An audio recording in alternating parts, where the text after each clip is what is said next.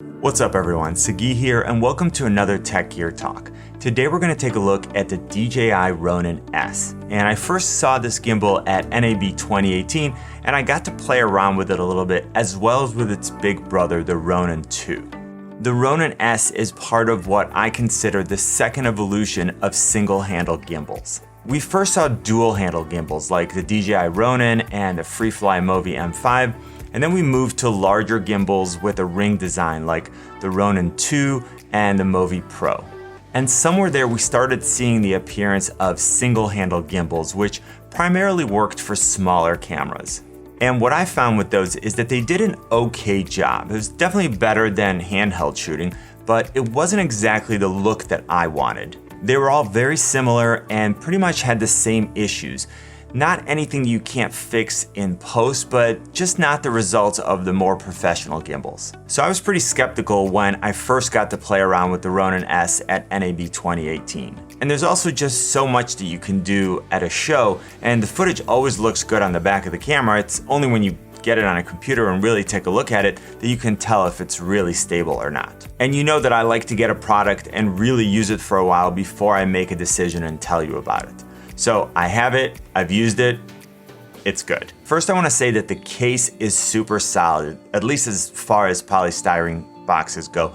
And this is definitely going to protect the Ronin S when you're transporting it. It's not a hard shell case like the one that I have for the Ronin M, but if I'm taking it with me on a job and I'm just traveling by car, it's going to do a great job. Now everything fits nice and tight, and there's also some extra compartments which I always appreciate. I think that it's worth mentioning that because everything fits just right, you'll have to break down the Ronin S and make it as compact as possible every time you want to put it away, which means you'll have to rebalance it every time you take it out of the box. It's not a huge deal, and I think you can get a hard case for about $100 on B&H. Now, I'm not going to do a full balancing tutorial because there are a million videos out there already about that, but if you run into any trouble, just let me know in the comments section and I'll help you out. And balancing is pretty straightforward. You just mount the grip, you attach the tripod foot, and then you just stand the Ronin S up. You can go ahead and mount the quick release plate to your camera and then lock it into place where the camera is pretty much balanced as far as front to back. Now you just go ahead and balance the tilt, roll, and pan, and you're good to go. And this is a pretty quick process. I've used a lot of gimbals, and I can pretty much just pick one up and balance it in about a minute. I did notice that it's easier to make adjustments if you lift the weight of the camera and then try to slide the axis in whatever direction. Now, one thing that I would love to see on every gimbal is the use of dials instead of having to manually push or pull each axis. This is something that I have on top of my Ronin M, and it just makes it so easy to make these very precise micro adjustments. Now, I haven't seen any gimbal that uses that on every axis, but you know, we can all dream. All right, I got a balance, now I can start shooting. Almost. I just have to download the Ronin app and register the device. Next, I went through the auto tuning feature, which is super simple to do with the app. The Ronin S will make some very strange noises, kind of like an old modem. And I know every person watching this video under the age of like 30 has no idea what I'm talking about, but you older guys know what I'm talking about. Either way, I ran the balance test, got the results that the balance on the tilt, roll, and pan is excellent, which is nice immediate positive validation from DJI, so thank you, and I'm ready to go. Now, I remember this from NAB when I first picked it up, and I think it had an 80D on it. It's pretty heavy. Even without the camera, we're talking about 4.1 pounds or 1.86 kilograms, so it's definitely not light. But with the heavier weight come more powerful brushless motors and an impressive payload capacity of right under 8 pounds. And the stronger motors also let you make micro adjustments like repositioning the articulating screen without having to rebalance the entire system. So I can put a C100 Mark II with a Sigma 18-35, which comes at around 5 pounds, and the Ronin S can handle it with no problem. Now, that's not a light setup, and you're carrying over 9 pounds worth of gear, which will get you tired pretty quickly. But the point here is that the Ronin S can handle this system and can get you some very stable footage, which is pretty unique for this type of product. Another thing I wanted to mention is that a lot of times I see people compare products only based on specs. And there could be a particular gimbal that can handle the weight of a particular system, but the actual logistics of setting it up and balancing it just make it not work. Like sometimes the camera is too big or too long and there isn't enough space to move around. So even though, again, the gimbal can handle that much weight, it actually can't handle this particular system. With the design of the Ronin S, because the roll motor was moved down, it actually creates a nice amount of space to work with. Now I mounted and played around with all different cameras. Like I said, the C100 Mark II, the EOS R that's on it right now, the SL2, the M50, and with all of them I got very stable footage. And the software and circuitry that DJI implemented are excellent. So even when I'm using it in flashlight mode, let's say like this, or underslung, or if I'm just waving it around like a crazy person, you can see that the Ronin S does a great job at keeping the camera stable. And it's able to handle those types of movements without introducing those annoying micro jitters. And depending on which camera I used, I could get tired pretty quickly.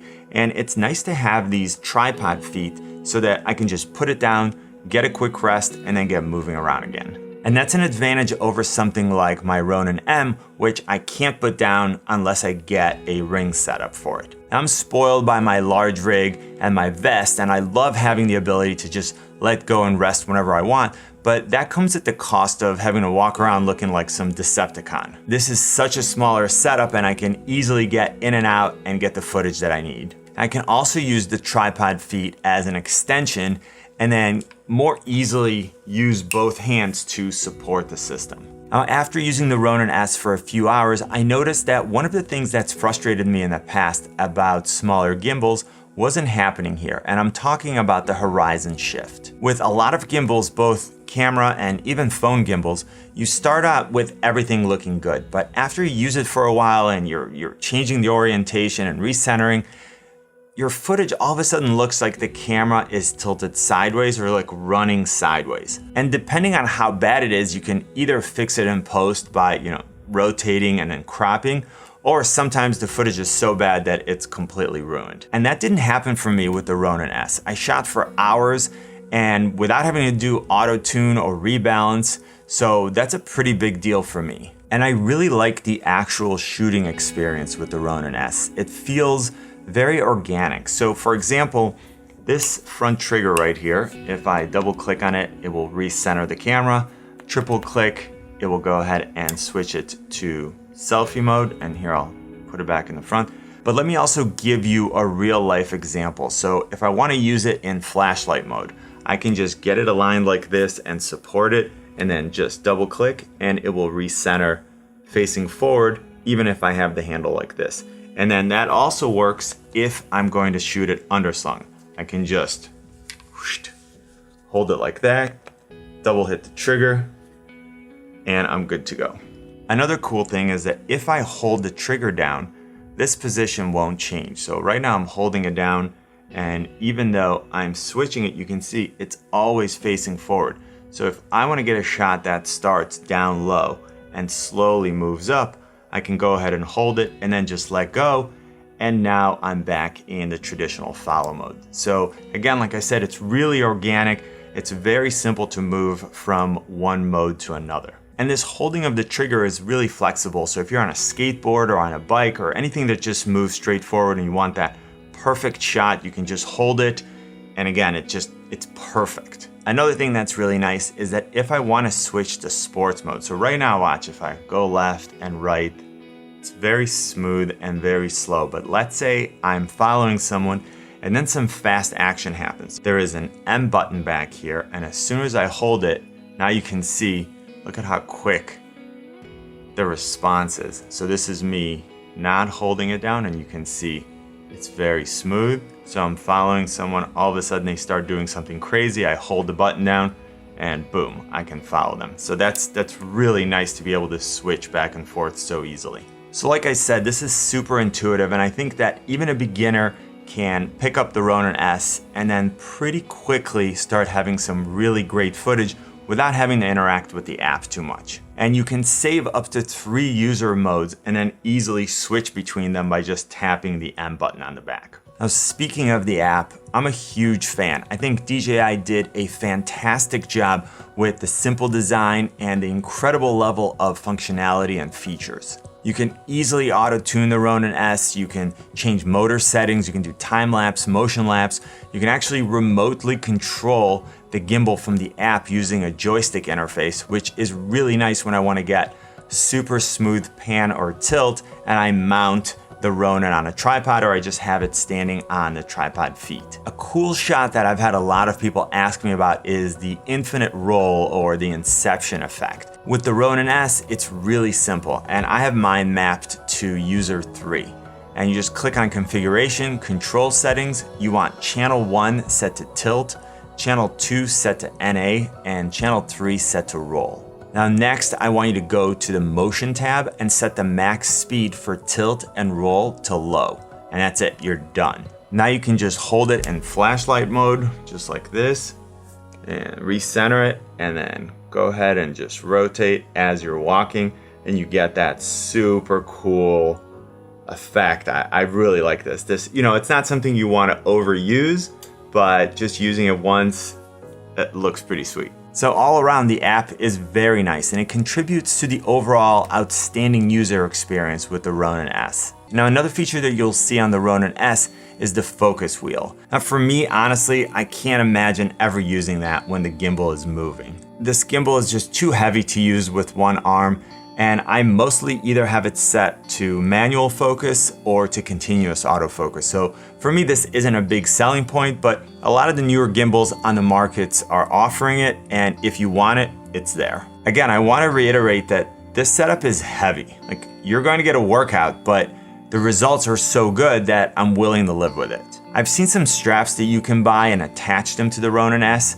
so that you can essentially let go and the feet will rest against your body and will take all the weight off when you're not using them. And that might be something that I'll look into getting. So with that strap, I would be able to completely let go and rest when I'm not actually using the Ronin S, so I can move from one location to another, then just pick it right back up and continue shooting. So that's really nice. Now the battery life is stellar on this gimbal. It's rated for 12 hours and you can charge it using a USB-C without having to take out the batteries and use a charger or anything like that. And a full charge usually takes around 2 hours and 15 minutes, which is super quick for how rarely you actually need to do it. I talked a little bit in the beginning about transporting the Ronin S in the provided case, and that is one option, but if you just end up putting it in your bag, one of the things that I like about this gimbal is that the gimbal itself actually detaches from the handle.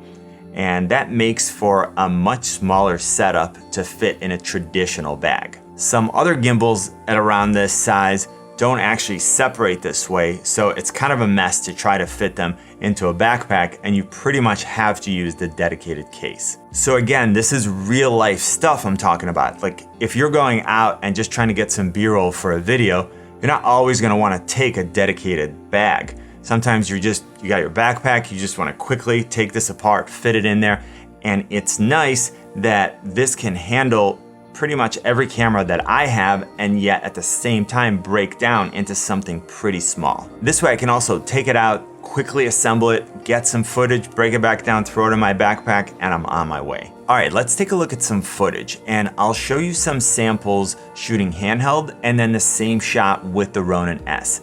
And we'll look at some samples without any post-production stabilization, and then I'll also show you some samples with post-production stabilization so you can see just the kind of shots that the Ronin S will let you get.